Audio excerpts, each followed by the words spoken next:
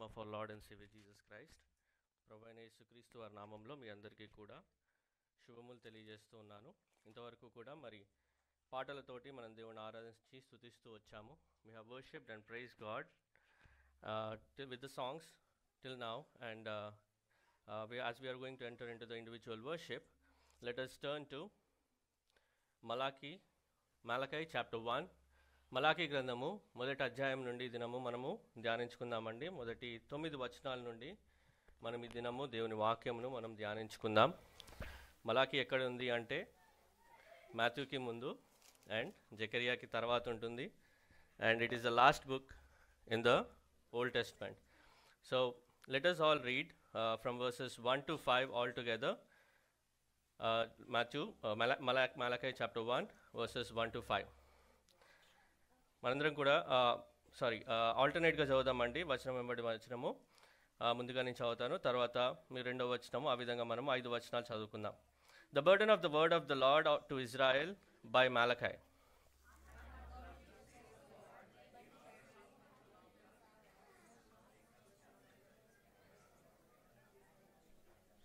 And I hated Esau and laid his mountains and his heritage waste for the dragons of the wilderness.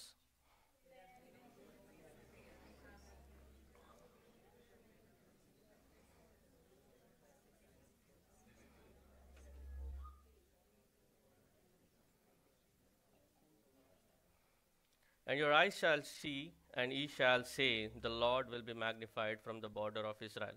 ఒక చిన్న ప్రార్థన చేసుకుని దేవుని సహాయం నిమిత్తము మనము దేవుని వైపు చూద్దామండి. ప్రేమ కలిగిన మా ప్రియమైన పరలోకపు తండ్రి, మహాపరిశు వంటి దేవ, మరొకసారి తండ్రి ఉదయకాలము మీ సన్నిధికి వచ్చి ఈ విధంగా ప్రభా మరి మిమ్మల్ని ఆరాధించి స్తుతించుటకు మాకు ఇస్తున్న ధన్యతను బట్టి వందనాలు చెల్లిస్తూ ఉన్నాను. ఇంతవరకు ప్రభా పాటల చేత మీరు మహిమపరచబడ్డారని నమ్మి స్తుతిస్తూ ఉన్నాం తండ్రి. మరి ఈ దినం ప్రభా మరి తండ్రి మరి మీ వాక్యం వైపు చూస్తుండగా మీరు జ్ఞాపకం చేసుకురండి. మలాకి మొదటి అధ్యాయం నుండి ప్రభా మరి ధ్యానిస్తూ ఉండగా మీ ఆత్మ నడిపింపును మాకు దయచేయండి. మీ వాక్కును మాకు వినిపింపజేసి ఆత్మతో సత్యముతో ప్రభా మిమ్మల్ని ఆరాధించి స్తుతించుటకు మాకు సహాయం చేయమని ప్రార్థిస్తూ ఉన్నాను. అయోగదాసుడును ఎన్నికలైనటువంటి నన్ను కూడా జ్ఞాపకం చేసుకుని మీ శిలువ చాటును మరుగుపరిచి కేవలం ప్రభా మీ మహిమార్థమై తండ్రి మరి మీ వాక్కును మరి బయలుపరచమని మీ సన్నిధిలో ప్రార్థిస్తూ మీ సహాయాన్ని కోరుకుంటూ సమస్త మహిమా ఘనత మీకు ఆరోపించుకుంటూ కొద్ది ప్రార్థన ఇస్తామని ప్రార్థించి అడిగి వేడుకుంటున్నాం పరమ తండ్రి, ఆమేన్. సో మొదటి వచనంలో మనం చూసుకున్నట్లయితే ఇజ్రాయేలును గూర్చి మలాకీ ద్వారా పలుకబడిన యెహోవా వాక్కు. మలాకీ నుండి మరి ప్రవక్త అయిన చిన్న ప్రవక్త అయిన మలాకీ నుండి మరి దేవుని నుండి వచ్చిన మరి వాక్కును మరి ఇజ్రాయేల్ ప్రజలకు మరి మలాకీ ద్వారా దేవుడు పలుకుతున్న వాక్యము. రెండవ వచనంలో చూసుకున్నట్లయితే యెహోవా సెలవిచ్చినదేమనగా, నేను మీ ఎడల ప్రేమ చూపి ఉన్నాను. The second verse says, I have loved you saith the Lord. ఇక్కడ మనం చూసుకున్నట్లయితే the meaning what we derive from this is the Lord is telling to us this morning that I have loved you. నేను మిమ్మల్ని ప్రేమించి ఉన్నాను. ఇక్కడ God is not telling in the past, God is not telling in the present or in the future, but is saying that I have already loved you. నేను మిమ్మల్ని ప్రేమించి ఉన్నాను. నేను మిమ్మల్ని ప్రేమిస్తున్నాను అని చెప్పట్లేదు, మిమ్మల్ని ప్రేమించబోతున్నాను అని చెప్పలేదు. కానీ దేవుడు అంటున్న మాట ఏంటిదంటే మిమ్మల్ని ప్రేమించి ఉన్నాను. I have already loved you. That is what the word of God is saying us this morning, and let us worship the Lord for that. అంటే ఇక్కడ రెండవ వచనం దాని తర్వాత అంటున్న మాట ఏంటిదంటే, అయితే మీరు ఏ విషయమందు నీవు మా ఎడల ప్రేమ చూపించిదు వందురు. ఇక్కడ we have to see that the Israelites, the children of Israelites are asking a question to God, how have you loved us? ఇక్కడ చూసుకున్నట్లయితే దేవుని యొక్క ప్రేమను వారు మరి రుచి చూడలేదు అన్న పరిస్థితిలో ఉంటూ ఉన్నారు. They are asking God, how have you loved us? God is saying, I have already loved you. And the children of Israel are saying, how have you loved us? This is a situation of many believers these days. ఇక్కడ మరి క్రైస్తవులుగా విశ్వాసులుగా అంటున్నబడిన మరి ఎంతోమంది యొక్క situation ఈ విధంగా ఉంటూ ఉంది. ఏ విధంగా అంటే దేవుని యొక్క ప్రేమను వారు రుచి చూడలేని పరిస్థితిలో ఉంటూ ఉన్నారు. అది ఏ విధంగా అని మనం చూసుకున్నట్లయితే మరి if we look deeper into our heart, many a times the believers go away from the love of God. That is what we understand from the story of prodigal son. లూకా సువార్త 15వ అధ్యాయం నుండి మనం ఒకసారి చూద్దామండి. Luke chapter 15. Why the children of Israelites are saying, how have you loved us? మమ్మల్ని ఏ విషయం అందు మా ఎడల నువ్వు ప్రేమ చూపించుచున్నావు అన్న విషయంలోనికి వాళ్ళు దేవుని యొక్క పిల్లలు, దేవుడు ప్రేమించబడిన పిల్లలు.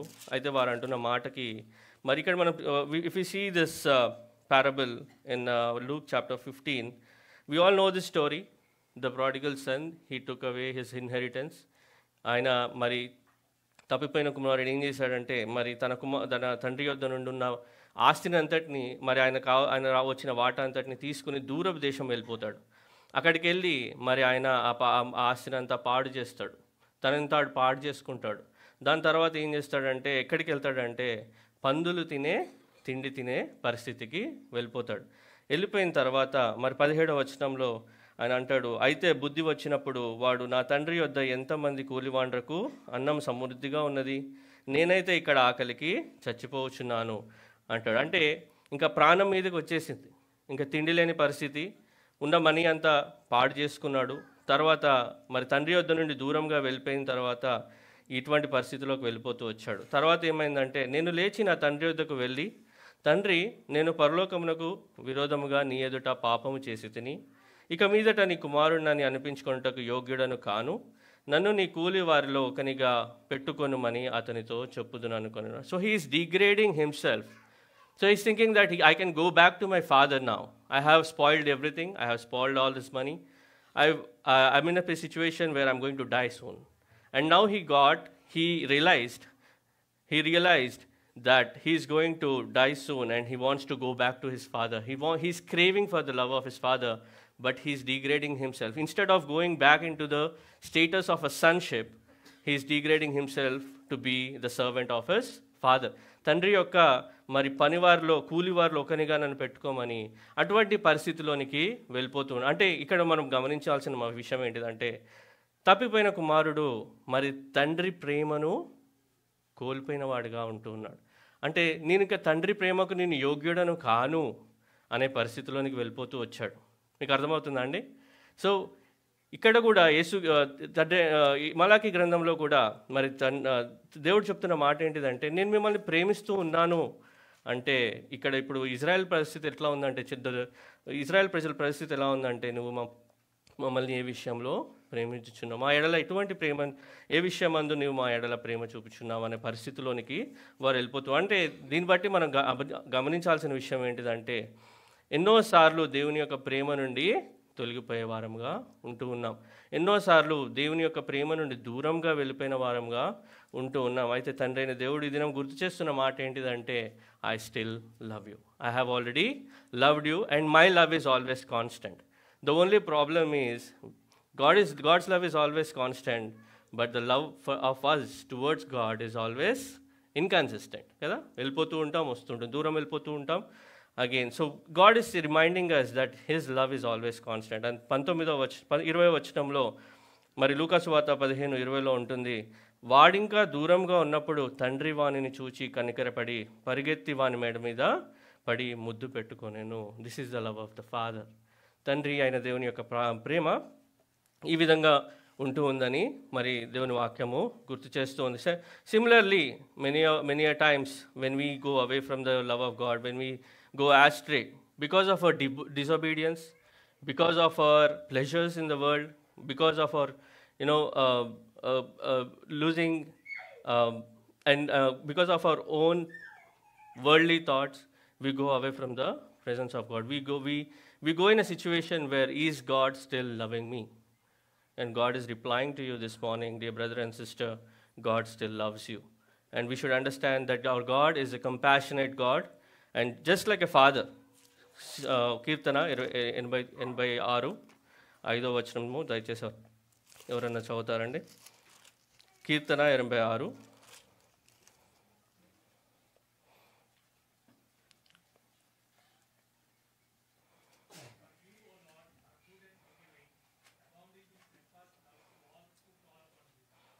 ప్రభువా, నీవు దయాళుడవు, క్షమించుటకు సిద్ధమైన మనస్సు గలవాడవు, నీకు మొరపెట్టు వారందరి ఎడల కృపాతిశయము గలవాడవు. ప్రభువా, నీవు దయాళుడువు, క్షమించుటకు సిద్ధమైన మనస్సు గలవాడు. అందుకని మనం ఎప్పుడైనా many times when we went away from the love of God, God is reminding us that He is a gracious God and He is ready to forgive you. He is ready to forgive all your sins and He loves you. That is what God is reminding. So let us worship the Lord this morning saying, Lord, thank you for your love. Thank you for your compassion. Thank you for your forgiveness towards me. Many a times I went astray away from your presence. Many a times I disobeyed you. But still, you're reminding me that you have loved me.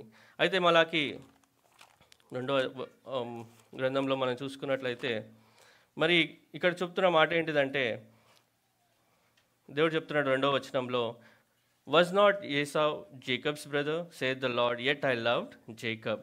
ఇక్కడ మనం చూసుకున్నట్లయితే ఏసావు యాకోబు మన story తెలుసు.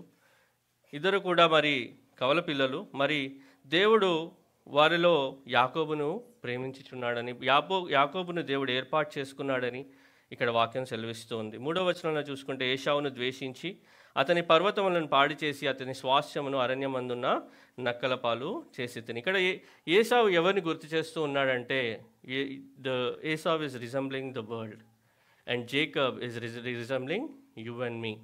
యాకోబు సంతానమైన ఇశ్రాయేల్ ప్రజల్ని, వాళ్ళు కూడా దేవునికి విరుద్ధంగా జీవించారు. వాళ్ళు కూడా దేవునికి అగెయిన్స్ట్గా జీవిస్తూ వచ్చారు. దేవునికి అగెయిన్స్ట్గా వాళ్ళు పాపం చేస్తూ వచ్చారు. ఏసావు మరి దేవుడు ఏసావుని ప్రేమించలేదు, కానీ దేవుడు యాకోబుని ఏర్పాటు చేసుకున్నాడు.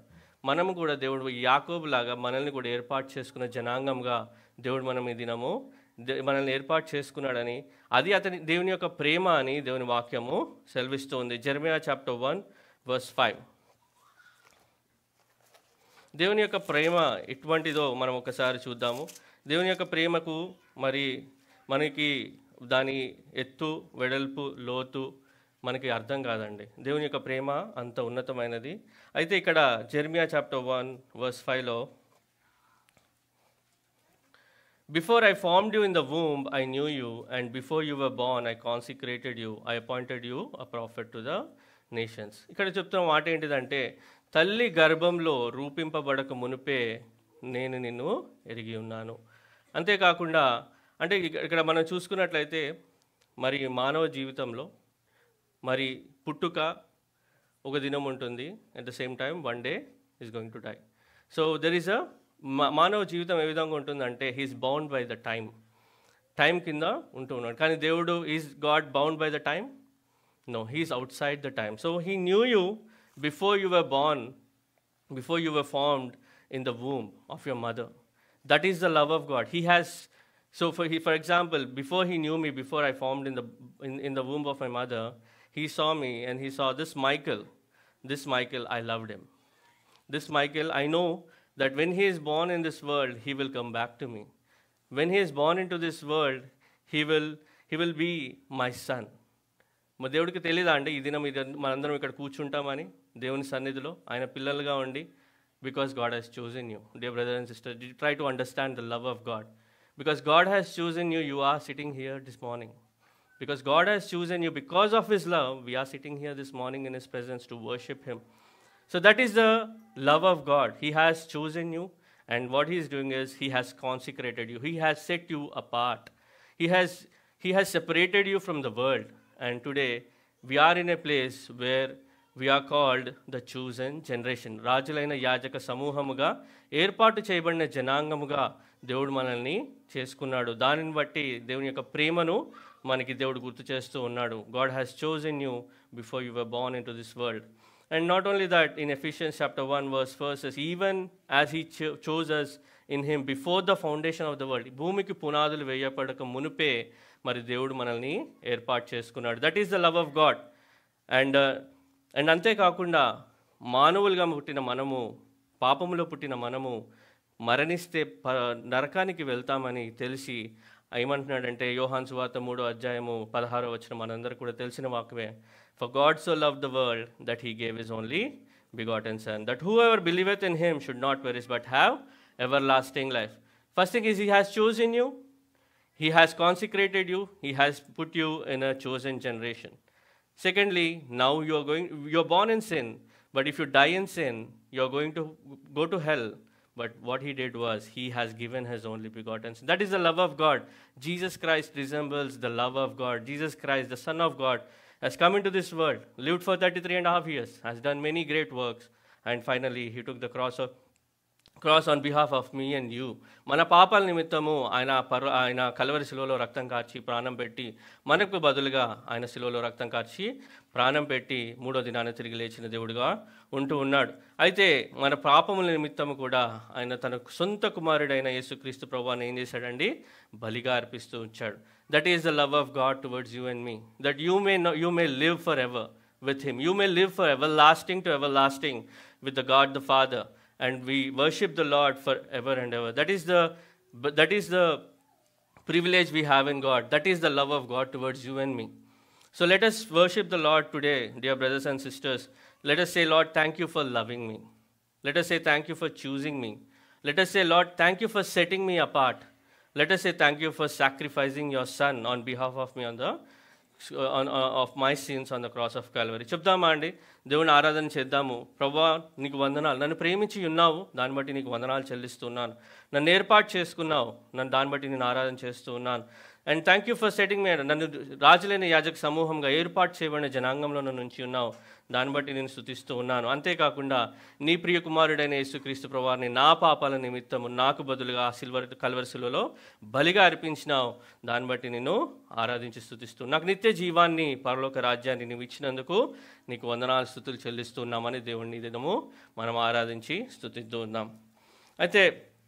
అంతేకాకుండా రెండవ ఒక చిన్న విషయము చదువుకుని మనము ఆరాధనలోనికి వెళ్ళిపోదామండి. రెండవ విషయము, so today we have meditated on the love of God, and secondly let us look unto from verses 6 to 9. ఇక్కడ 6 to 9లో దేవుడు ఒక మాట చెప్తూ ఉన్నాడు. 6వ వచనంలో అంటూ ఉన్నాడు, కుమారుడు తన తండ్రిని గణపరచును గదా, దాసుడు తన యజమానుని గణపరచును గదా. నా నామం నిర్లక్ష్యపెట్టు యాజకులారా, నేను తండ్రినైతే నాకు రావలసిన ఘనత ఏమాయను? నేను యజమానుడనైతే నాకు భయపడువాడెక్కడ ఉన్నాడు అని సైన్యములకు అధిపతి యెహోవా మిమ్మల్ని అడుగుచున్నాడు. ఏమి చేసి నీ నామమును నిర్లక్ష్యపెట్టితిమని మీరందరూ. ఇక్కడ God is asking a question this morning to you and me, dear brother and sister. God is asking us a question this morning. Where is my honor? Where is my fear? నా దేవుని సన్నిధిలో ఉంటూ ఉన్నాం. దేవునికి రావాల్సిన ఘనత దేవునికి ఇస్తున్నామా? God is asking us this question. Where is my honor? నా ఘనత ఎక్కడ? నాకు భయపడువాడు ఎక్కడున్నాడు అని దేవుడు ఈ దినం ప్రశ్నిస్తూ ఉన్నాడు. So when we are worshipping the Lord, when we are in the presence of the Lord, it's very important for us to understand that the worship we do should bring honor and glory to the God. The worship and the service we do, we should do with fear and trembling. That is what the word of God is saying. So worship is a spiritual offering. ఇక్కడ 7వ వచనం నుంచి 9వ వచనంలో చూసుకుంటే దేవుడు మాట్లాడుతున్న విషయం, నా బలిపీఠం మీద అపవిత్రమైన భోజనము మీరు అర్పించచ్చు, నీవు ఏమి చేసి నిన్ను అపవిత్ర పరిస్థితిమని మీరు అందరూ. దేవునికి అపవిత్రమైన అర్పణలు చేస్తూ ఉన్నారండి ఇజ్రాయెల్ ప్రజలు. అయితే God is asking us the same question this morning. The spiritual offering, the worship which is a spiritual offering, is it acceptable in the sight of God?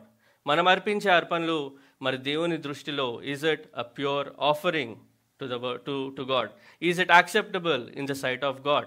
మనము worship is a spiritual offering. God, and the word of God is reminding us that it should be acceptable in the sight of God. So ఇక్కడ ఒక చిన్న ఉదాహరణ చూసుకుని మనం ఆ ఆరాధనలోనికి వెళ్ళిపోదామండి. ఆదికాండము 4వ అధ్యాయము 5 నుండి 7 వచనాలు మనం చూసుకున్నట్లయితే, తీయనవసరం లేదు, ఇక్కడ చూసుకున్నట్లయితే ఏబేలు కయను గురించి మనకు అందరికీ కూడా తెలుసు. We know the story of Abel and Cain. And ఇక్కడ ఏబేల్ ఏం చేస్తాడంటే, he brought the first born of the flock and of their fat portions, and the Lord had regard for Abel and his offering, but Cain and his offering he had no regard. కైను ఏబేల్ అర్పించిన అర్పణలు దేవునికి అంగీకార యోగ్యంగా ఉంటూ ఉన్నాయి. మరి Kine అర్పించిన అర్పణలు దేవునికి God has disregarded for that offering. అంటే దేవుడు దాన్ని లక్ష్య పెట్టలేదంట. దేవుని యొక్క మరి కైన్ ఏబేల్ చేసిన అర్పణలు ఏ విధంగా ఉంటూ ఉన్నాయి, మరి కైన్ చేసిన అర్పణలు ఏ విధంగా ఉంటూ ఉన్నాయి అనేది మనం గమనించాలి. దాని ఆన్సర్ మనము హెబ్రీయులకు రాసిన పత్రిక 11వ అధ్యాయం 4వ వచనంలో మనందరం కూడా కలిసి చదువుకుందామండి. ఇది చదువుకొని మనం ఆరాధనలోనికి వెళ్ళిపోదాం. హెబ్రీయులకు రాసిన పత్రిక 11:4. And by faith Abel brought God a better offering than Cain did. By faith he was commended as righteous when God spoke well of his offering, and by faith Abel still speaks even though he is dead. ఇక్కడ చూసుకున్నట్లయితే విశ్వాసమును బట్టి ఏబేలు ఏబేలు అర్పించిన అర్పణలు దేవునికి అంగీకారయోగ్యముగా ఉంటూ ఉన్నాయి. అంటే కయీను అర్పించిన అర్పణలు విశ్వాసయోగ్యముగా లేవు. At the same time we understand that by faith he was commended as righteous. So it is very important when we worship the Lord, ఏదో ఫీలింగ్తో పట్టి ఆరాధన చేయకూడదండి.